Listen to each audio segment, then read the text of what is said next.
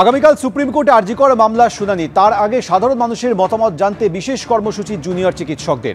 জনতার মতামত, রাজপথে আদালত। একই সঙ্গে আয়োজন করা হয় স্বাস্থ্য শিবিরের।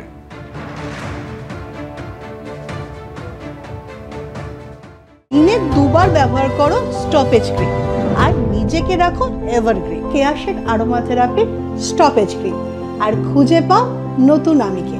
আমরা কলেজ স্ট্রিটে রয়েছি, একেবারে প্রেসিডেন্সি বিশ্ববিদ্যালয়ের উল্টো দিকে। এখানেও কিন্তু একই রকমভাবে স্বাস্থ্য শিবির এবং পাশাপাশি জনতার আদালত বা জনতার মতামত নেওয়ার যে কর্মসূচি সেটা চলছে। কোথাও পেডিয়াট্রিক্স, কোথাও চেস্ট মেডিসিন, কোথাও অর্থ, কোথাও সার্জারি, প্রত্যেকটি বিভাগ আলাদা করে করে চিকিৎসা পরিষেবা দেওয়ার যে কাজ সেটা চলছে। মানুষের কাছে এখনো বার্তা ঠিকমতো পৌঁছাচ্ছে না। অনেক সময় মিথ্যাচার চলছে, বিভিন্ন জিনিসপত্রে যে বলা হচ্ছে হাসপাতালে কাজ বন্ধ আছে, কিন্তু আমাদের হাসপাতালে বিভিন্ন যা মেডিকেল কলেজ যা আছে বা মেডিকেল কলেজ বাদে বাকি যে হাসপাতালগুলো আছে সেখানে সিনিয়র ডাক্তারবাবুরা নিয়মিত কাজ করে যাচ্ছে। আমরা যেহেতু সুরক্ষিত মনে করছি না নিজেদেরকে, তার ফলে একটা যে কর্মবিরতি চলছে, তার পাশাপাশি আমরা এই টেলিমেডিসিন এগুলো শুরু করেছি। তোমাদের যে আন্দোলন তাতে প্রথম দিন থেকেই দেখা গেছে সাধারণ মানুষের প্রচুর উপস্থিতি তোমাদের পাশে দাঁড়িয়েছেন। সেই জায়গা থেকেই কি তাদের মতামত নেওয়া যে কোন পথে তোমাদের আন্দোলন এগোবে বা কি ভাবছেন সাধারণ মানুষ, সেই জায়গা থেকে কি তাদের সে মতামত সম্ভব? একদম ওইটা আমরা জনসাধারণের ওপিনিয়ন চাইছি এইসব ক্ষেত্রে। একটা হচ্ছে গিয়ে ইনভেস্টিগেশন কিভাবে চলছে, তাদের কি মত কি ঠিক ইয়েতে চলছে কিনা, না কোনো ডিলে হচ্ছে, প্রগ্রেসের রেট। আর একটা হচ্ছে গিয়ে ওনাদের কোনো মতামত কি মহিলা চিকিৎসক বা চিকিৎসক ইন জেনারেল বা হেলথ কেয়ার ওয়ার্কার, তাদের ওয়ার্কপ্লেস সেফটি কিভাবে এনশিওর করা যায়, তাদের ওপিনিয়ন ইন জেনারেল। বিকজ সাধারণ জেনারেল ইন্ডিয়ার সিটিজেন, ওদের ওপিনিয়নটা নিয়েই আমরা হচ্ছে গিয়ে এই আজকের ট্রিবিউনাল ওটা নিয়ে ওনাদেরকে জিজ্ঞেস করবো ওনাদের কি মত এইসব ক্ষেত্রে, সেটা নিয়ে। একদিকে যেমন চিকিৎসা পরিষেবার কাজ চলছে এই স্বাস্থ্য শিবিরে, অন্যদিকে এই যে সাধারণ মানুষ প্রত্যেক দিন রাস্তায় নামছেন, আজকেও রাত্রিরে নামবেন, ভোরে নামবেন, তারা কি ভাবছেন এই আন্দোলন নিয়ে, তাদের কি মতামত, তারা কিভাবে এই আন্দোলনের পরবর্তী সময়টাকে দেখতে চাইছেন, সেই মতামত সংগ্রহেরও কাজ চলছে এই স্বাস্থ্য শিবির থেকে। রাজ্যের বিভিন্ন প্রান্তে এরকম স্বাস্থ্য শিবির চালাচ্ছেন মেডিকেল কলেজের জুনিয়র ডাক্তাররা।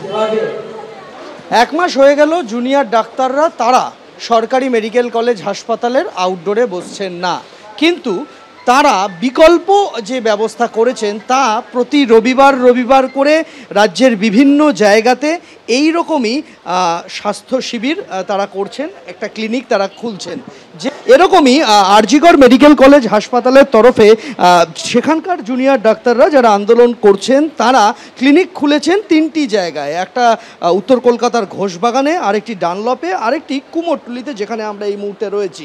সেখানে যারা আসছেন তাদের বিভিন্ন শারীরিক সমস্যা তারা শুনছেন এবং ওষুধ দিচ্ছেন, তাদের চিকিৎসার বন্দোবস্ত করছেন। এর পাশাপাশি বিশেষ উদ্যোগ নেওয়া হয়েছে, যেহেতু ঘটনার এক মাস হলো, তাই আজকে মানুষের আদালতে তারা যাবেন, মানুষের মতামত নেবেন। যেখানে যেখানে এই স্বাস্থ্য পরিষেবা ক্লিনিক তারা খুলেছেন সেই জায়গার পাশেই এই আদালতের একটা ব্যবস্থা করা হয়েছে, জনতার আদালত তারা নাম দিয়েছেন। हम तो लाइक काम छोड़ के बैठना नहीं चाहते। एक मंथ हो गया, ठीक है, हम भी काम करना चाहते हैं, बट हमारे व्यवस्था ऐसा है कि हमारे इंस्टीट्यूशन में हम सेफली काम नहीं कर सकते।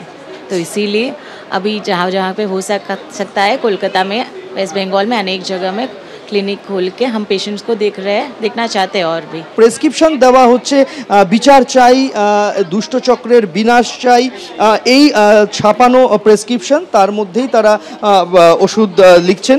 এবং রোগীদের সবথেকে তাৎপর্যপূর্ণ, প্রত্যেক রোগীকে একটি করে গাছের চারা তারা এখানে দেওয়ার বন্দোবস্ত রেখেছেন এবং যখন রোগীরা এই ক্লিনিক থেকে ফিরবেন তখন একটি করে গাছের চারা তাদের হাতে তুলে দেওয়া হচ্ছে।